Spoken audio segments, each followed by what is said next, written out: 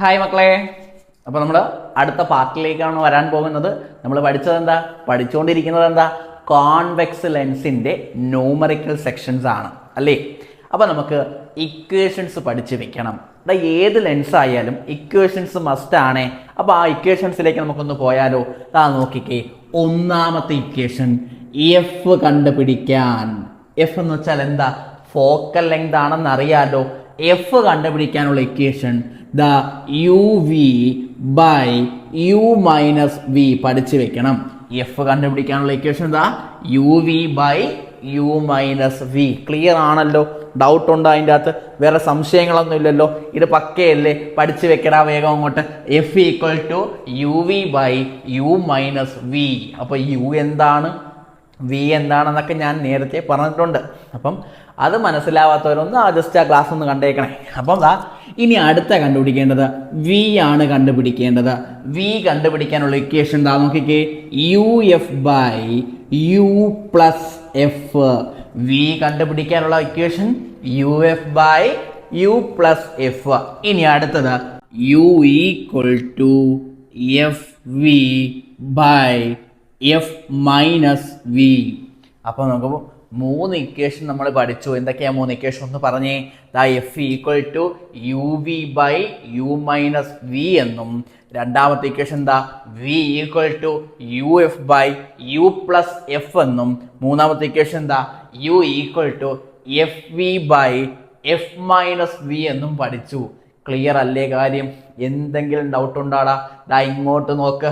അടുത്ത പഠിക്കാം, മാഗ്നിഫിക്കേഷൻ പഠിക്കാം. മാഗ്നിഫിക്കേഷൻ എം എന്ന് പറയുന്നത് നിങ്ങൾക്ക് രണ്ട് ഇക്വേഷൻ പഠിക്കാനുണ്ട്.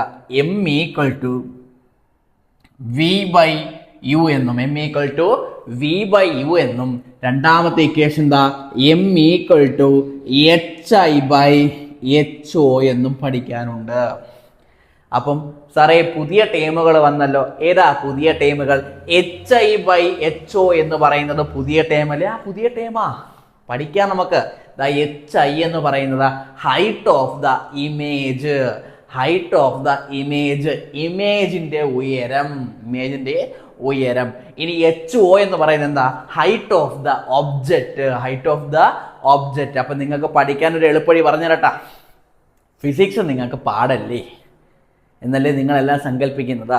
എടാ, ഇഷ്ടമില്ലാത്ത ഒരാൾ നിങ്ങൾക്ക് ഹായ് എന്നോ ഹോ എന്നോ മെസ്സേജ് ഇട്ട് കഴിഞ്ഞാൽ നിങ്ങൾ കൊടുക്കുന്ന റിപ്ലൈ എന്താ?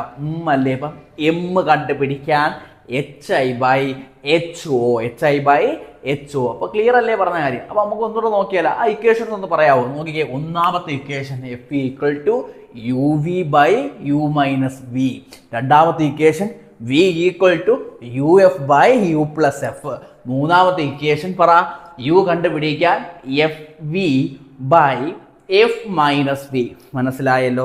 ഇനി നിങ്ങൾക്ക് കുറച്ച് പേർക്കെങ്കിലും ഡൗട്ട് വരാം, സാറേ ഇതെന്താണ് യു വി എന്ന് എഴുതിയേക്കുന്നത്? എന്താണ് യു വി എന്ന് എഴുതിയേക്കുന്നത്? അതിനർത്ഥം ഇങ്ങോട്ട് നോക്കിക്കേ, യു ഇൻറ്റു വി ആണ്. പഠിച്ചു വെക്കടാ.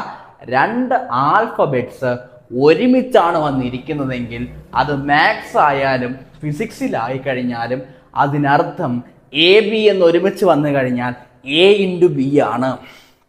സി ഡി എന്ന് ഒരുമിച്ച് വന്നു കഴിഞ്ഞാൽ അത് സി ഇൻറ്റു ഡി ആണ്.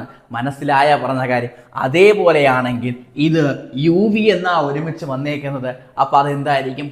യു ഇൻറ്റു വി ആണ്. അങ്ങനെയാണെങ്കിൽ ഇതെന്തായിരിക്കും? യു ഇൻറ്റു എഫ് ആണ്. അപ്പോൾ കാര്യം ക്ലിയർ ആണേ? വേറെ സംശയങ്ങളൊന്നുമില്ലേ? അപ്പോൾ ഈ കാര്യങ്ങളെല്ലാം ഒന്ന് പഠിച്ചു വയ്ക്ക്. നമ്മൾ അടുത്ത ക്ലാസ്സിൽ എന്ത് ചെയ്യും? ഇതിൻ്റെ ന്യൂമറിക്കൽ സെക്ഷൻ അടിപൊളിയായിട്ട് ഹാൻഡിൽ ചെയ്യും. അപ്പോൾ ഇത്രയും കാര്യങ്ങൾ മനസ്സിലായെന്ന് വിശ്വസിക്കുന്നു. അപ്പോൾ ഞാൻ സൈനിങ് ഓഫ് പറയുകയാണ്. ഓക്കെ, താങ്ക് യു എല്ലാവർക്കും.